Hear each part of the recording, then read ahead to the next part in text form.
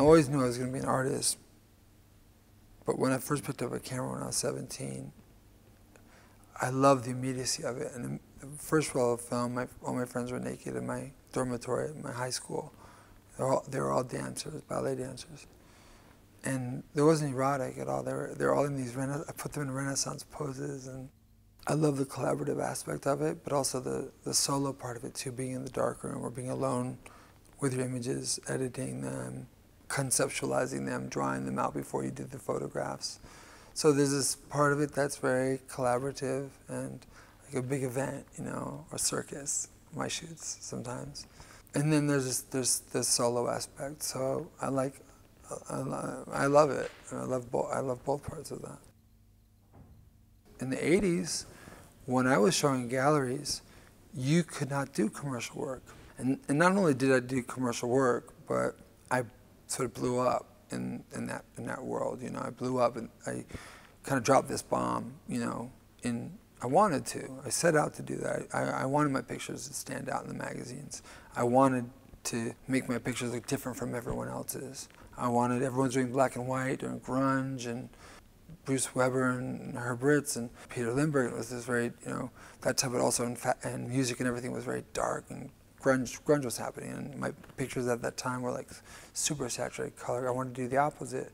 I wanted, working for The Face, working for these British magazine details, I wanted to explode, you know, and have my work stand out. So I had this big name in that world. So I never thought that the gallery world, or the world of contemporary art, would accept me back, because in the 80s you could never do both. It was a very strong line between a commercial artist and a fine artist.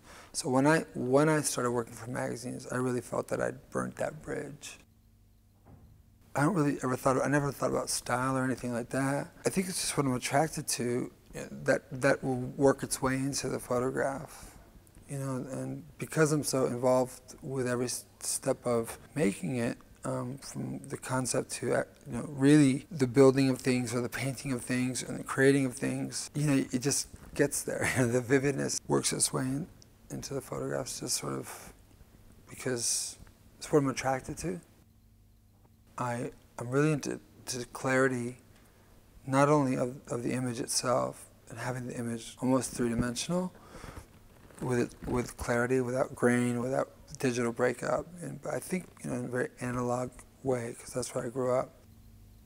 I just want to communicate, you know, and for me it's super important I don't feel like a picture's finished until someone's connecting with it, or that's the goal, and then it's finished, you know, that you're touching somebody with that photo.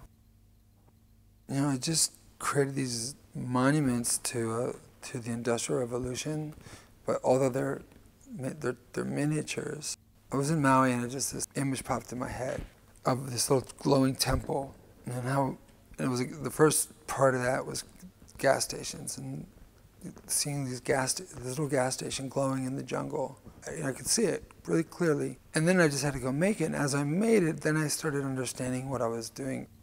The gas station is the one thing we all have in common. We have all these different religions and different classes and different languages and all these things that we separate ourselves with. But the one thing we do is we worship at the gas station. And then that led into the refineries or the landscape series. The Industrial Revolution was the most impactful event that has occurred in human history, and maybe one of the great events in the Earth's history. But everything came from the Industrial Revolution, the fact that we're here. Also, as a kid, seeing those refineries at night, thought, wow, it's beautiful. Then you're told, no, they're bad. But it's beautiful. It looks like the Wizard of Oz. No, they're bad, they pollute. And you're like, it's confusing because you're in a car and you're a consumer and you're using that stuff. So was it bad or good? You know, and that's the question, the paradox. I didn't want to just make architectural models of these refineries and gas stations. I wanted to use the disposable, invisible stuff, you know. We see something in a store we want to buy and it comes wrapped up and that's invisible because that's just the thing you have to rip through which are all from plastics, and so are part of what these refineries are pumping out.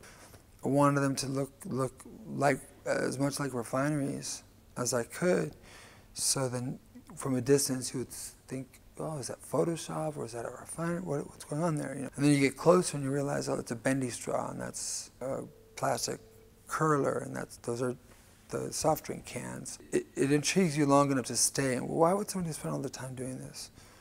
Maybe you touch on something or connect with somebody in some way. This infrastructure, it's what we inherited. We're the children of the 60s they were talking about. So how do we fix that? Well, how do we fix greed? And human heart. That's really the question. As an artist, you have a choice. You can work in the light or work in the dark. You can work with clarity, or you can work with the confusion. Just be a mirror to that. And there's nothing wrong with that. Art's always had a place as a mirror to society and a mirror to what was going on. But there's also the art that I, have lately, especially strove to make, which is kind of taking it beyond that.